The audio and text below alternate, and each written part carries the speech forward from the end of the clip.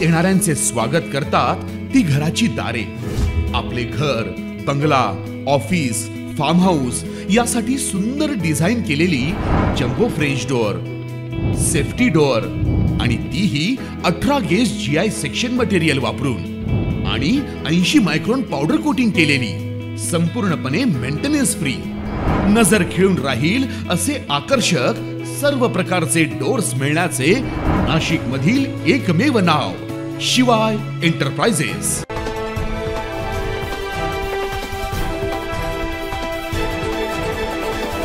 वसतिगृहातील वॉर्डनकडून मानसिक अत्याचार होत असल्याचा आरोप इगतपुरी येथील आदिवासी वसतिगृहातील विद्यार्थ्यांनी केलाय। त्यामुळे भयभीत झालेल्या विद्यार्थ्यांनी आज आदिवासी आयुक्तांना निवेदन दिले। मागील काही दिवसांपूर्वी वॉर्डनने वसतिगृहातील विद्यार्थ्याला चक्क दारू आणायला लावल्याचं देखील या वसतिगृहातील विद्यार्थ्यांनी सांगितलंय।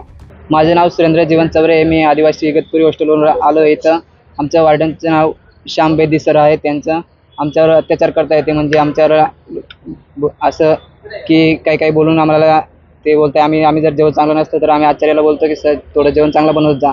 आम्ही तर ते वॉर्डनला सांगितलं की वॉर्डन लगे आचार्याची बाजू घेतात, आमच्या बाजू घेतात, त्याची बाजू घेतात ते, आणि आम्हाला दमदाटी करतो। तुम्ही कोणाला पण फोन करून घ्या, मी तर बसले तुमचं प्रकरण घेऊन, तुम्हाला कुठे जायचं ते करून घ्या तुम्ही, असं बोलता आम्हाला। बरं, तो जो व्हिडिओ तू रेकॉर्ड केलेला आहे, कुठला व्हिडिओ आहे, काय प्रकार? ते व्हिडिओ म्हणजे तिथं ते दारू पितात आणि मला पण एकदा दारू प्यायला पाठवले त्यांनी, दारू घ्यायला पाठवलं, आम्ही गेलो नाही का आम्हाला दमदाटी करतात मग ते परत।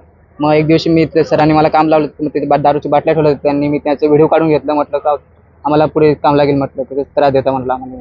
त्यामुळे आदिवासी विभागात नेमकं चाललंय तरी काय? विद्यार्थ्यांच्या दिलेल्या निवेदनानंतर आदिवासी आयुक्त काय कारवाई करणार याकडे सर्वांचं लक्ष लागलेलं आहे। Bureau report 9 news Maharashtra.